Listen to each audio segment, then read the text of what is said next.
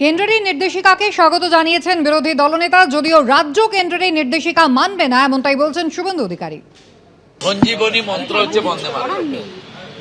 বন্দে মাতরমের মধ্য দিয়ে মাকে প্রণাম করা হয়, ভারতবর্ষকে প্রণাম করা হয়।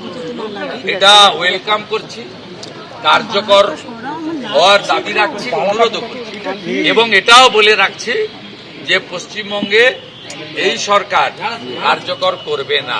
কথা বলবো আমাদের প্রতিনিধি পার্থ প্রতিম ঘোষ রয়েছেন আমাদের সঙ্গে। পার্থ, আজকে বাবরি মসজিদে নির্মাণ যেমন শুরু হলো, তার পাশাপাশি আগামীকাল থেকে তো শুরু হচ্ছে বাবরি যাত্রা। হুমায়ুন কবিরের নেতৃত্বেই তো যাত্রা শুরু হবে, রুট কি? দেখো, একেবারে আজকে ইতিমধ্যে বাবরি মসজিদের যে নির্মাণের কাজ সেটা শুরু করে দিল হুমায়ুন কবির। সেখানে উপস্থিত থেকেই বাবরি মসজিদের নির্মাণের কাজ সেটা শুরু করলেন এবং এক্ষেত্রে কিন্তু এখন সেখানে বহু লোক তারা ভিড় করে রয়েছে যে জায়গায় বাবরি মসজিদ নির্মাণ হচ্ছে সেটা দেখছেন।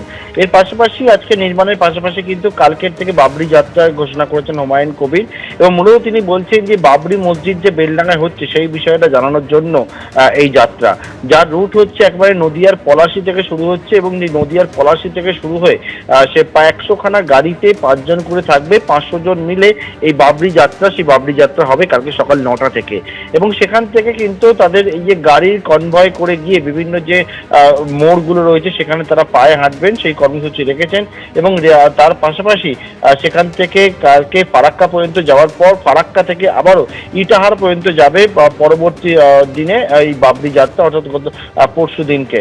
এবং সেখানে মালদা থেকে আরো 100টা গাড়ি যুক্ত হওয়ার ঘোষণা করেছেন হুমায়ুন কবির এবং সেই 200টা গাড়ির কনভয় করে বাবরি যাত্রা, সেই বাবরি যাত্রা হবে। এবং আজকে বাবরি মসজিদ নির্মাণের কাজ ইতিমধ্যে শুরু করে দিলেন হুমায়ুন কবির। আগামী 2 বছরের মধ্যে বাবরি মসজিদ নির্মাণ হবে সেই টার্গেট দেখে তিনি কিন্তু জানালেন।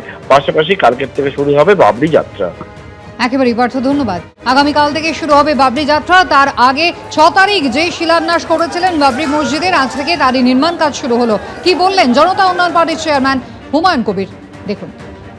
আজকের কর্মসূচি 2 ঘন্টা কোরআন তেলাওয়াত হবে, তারপরে বাবরি মসজিদের মেন ফটকের যে বেস ঢালাই সেটা দিয়ে শুরু হবে, তারপরে ইঞ্জিনিয়াররা তাদের মতো করে 2 বছরের মধ্যেই বাবরি। বাধা যতই আসুক এ বাধাকে অতিক্রম করব ইনশাআল্লাহ। আল্লাহ আমার পাশে আছে, আল্লাহ খুশি আছে, আল্লাহর ইচ্ছায় আল্লাহকে খুশি করার জন্য বাবরি মসজিদ হবে। বাংলার কোনো শক্তি নাই, ভারতবর্ষের কোনো শক্তি নাই বাবরি মসজিদকে রুখে। গত বছরের 6 ডিসেম্বর বাবরি মসজিদে শিলান্যাস করেছিলেন হুমায়ুন কবির এবং তারপরে রাজনীতির তরজা কিন্তু একেবারে তুঙ্গে উঠেছিল। প্রচুর সাধারণ মানুষ তারা সেখানে টাকা জমা দিয়েছিলেন, নগদ যেমন জমা পড়েছিল, একই সঙ্গে কেউ সিমেন্ট কেউ বালি দিয়েও কিন্তু সাহায্য করেছিলেন। আর সেই বাবরি মসজিদের আজকে ইট গাঁথলেন হুমায়ুন কবির, আর তারই সঙ্গে বাবরি মসজিদের নির্মাণ শুরু হলো মুর্শিদাবাদের রেজিনগরে। আগামী 2 বছর সময় লাগবে বাবরি মসজিদ নির্মাণ এখানে শেষ হতে এবং ব্যয় যা হবে জানা যাচ্ছে 50 থেকে 55 কোটি টাকা।